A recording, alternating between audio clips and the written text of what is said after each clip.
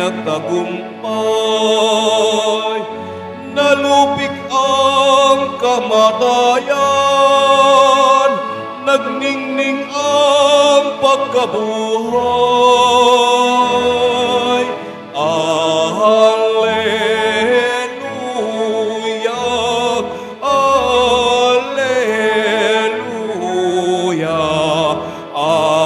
Alleluia, Alleluia.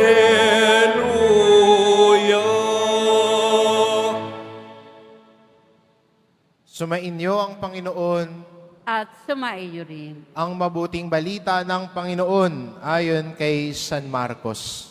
Papuri sa iyo, Panginoon.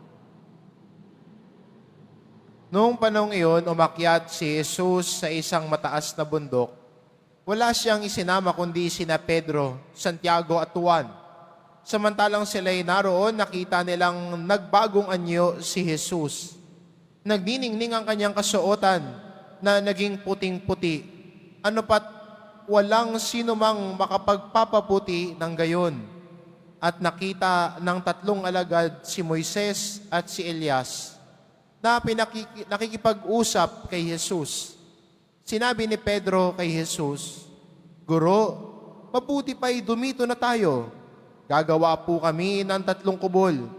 Isa sa inyo, isa kay Moises, isa kay Elias." Hindi nalalaman ni Pedro ang kanyang sinasabi sapagkat masyado ang takot niya at ang kanyang mga kasama. At nililiman sila ng isang alapaap at mula rito'y may isang tinig na nagsabi, "Ito ang minamahal kong anak, pakinggan ninyo siya." Pagdaka tumingin ang mga alagad sa paligid nila at nakitang wala na silang kasama roon kundi si Jesus. Habang bumababa sila sa bundok ay mahigpit na itinagubilin sa kanila ni Jesus, "Huwag ninyong sasabihin kanino man ang inyong nakita hanggat hindi muling nabubuhay ang anak ng tao." Sinunod nila ang tagubiling ito, ngunit sila'y nagtanungan kung ano ang kahulugan ng sinabi niyang muling pagkabuhay. At tinanong nila si Jesus, "Bakit po sinasabi ng mga eskriba na dapat munang pumarito si Elias?" Tumugon siya, "Paririto nga si Elias upang ihanda ang lahat ng bagay. Kung gayoy, bakit sinasabi ng kasulatan na ang anak ng tao ay hahamakin at magtitiis ng maraming hirap? Sinasabi ko sa inyo na pumarito na si Elias at ginawa sa kanya ng mga tao ang gusto nila, ayon sa sinasabi ng kasulatan tungkol sa kanya." Ang mabuting balita ng Panginoon. Pinupuri ka namin, Panginoong Heso Kristo. Magsiupo muna ang lahat. Sa ating ebanghelyo, narinig natin ang kwento ng pagbabagong anyo ni Jesus sa harap ng mga alagad. At sinasabi ng mga mag-aaral ng Biblia na ang pagpapakita at pagbabagong anyo ni Jesus sa harap ng kanyang alagad ay patikim. Patikim ng kanyang tatamasahing kadakilaan. Pero aminin din natin, sa atin bilang mga Kristiyano, ang gusto kaagad natin yung kadakilaan. Ang gusto natin tagumpay agad. Pero sinasabi ni Jesus, pagkatapos ng lahat ng yon, pagkatapos ng pagpabagong anyo ni Jesus, pinag-uusapan naman nila ang daan patungo sa kadakilaan na yon. Ano yung daan? Siya'y magbabata ng hirap. Siya'y itatakwil ng mga matatanda ng bayan. Siya'y mamamatay.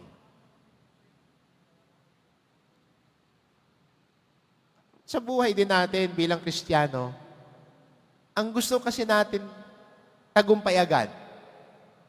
We want everything so fast, we want everything so quick, we want everything instant. na gusto natin tagumpay agad. Nalilimutan natin yung daan ng krus patungo sa daan ng kamatayan na magbibigay daan sa daan ng muling pagkabuhay. At ang imahe ng Poong Hesus Nazareno ang nagpapaalala sa atin, oo, gusto natin maging tagumpay. Pero kailangan nating daanan ang daan ng krus. Kailangan nating daanan ang daan na minsan ay may mga pagsubok tayong daraanan. May mga sakit. May discomfort. Mahirap. Kung titignan mo nga naman ang mga tao nagtagumpay, kung babalikan mo ang kanilang mga kwento, ang kanilang sasabihin, it was never easy. It was never a walk in the park. May hirap na pinagdaanan, may mga sakripisyo na yayakapin. Pero kung magpapatuloy sa daan yon tungo sa tagumpay. Kaya magandang paalala sa atin ng ating ebanghelyo. Ang tinitignan natin, yung kadakilaan. Ang tinitignan natin, yung katanyagan at kasikatan. Pero sana wag nating kalimutan ang daan ng krus patungo sa muling pagkabuhay. At yan din ang kwento natin bilang Kristiyano. Yan din ang kwento natin bilang mga deboto ng mahal na Poong Hesus Nazareno. May kanya-kanya tayong daan ng krus. May kanya-kanya tayo mga pagsubok sa buhay. May kanya-kanya tayo mga paghihirap na pinagdaraanan o pinagdaanan. Pero ang sabi ni Jesus lagi sa atin at pinapaalala, ako ang tagumpay mo. Pinakita sa atin ni Jesus. Pinakita sa kanyang mga alagad ang patikim ng tagumpay na iyon. Kaya sa iyong paglalakbay sa buhay, oo, you have that goal in mind. You have that desire at the end. But never forget your journey. Minsan mapapagod, minsan mo panghihinaan ng loob. Pero tandaan mo lagi, kasama mo din si Jesus sa daan ng krus ng buhay mo. Kasama mo siyang nag-aalay, kasama mo siyang nagbibigay, kasama mo siyang sumusunod. Hindi tayo iiwan at pababayaan ng Diyos. Amen.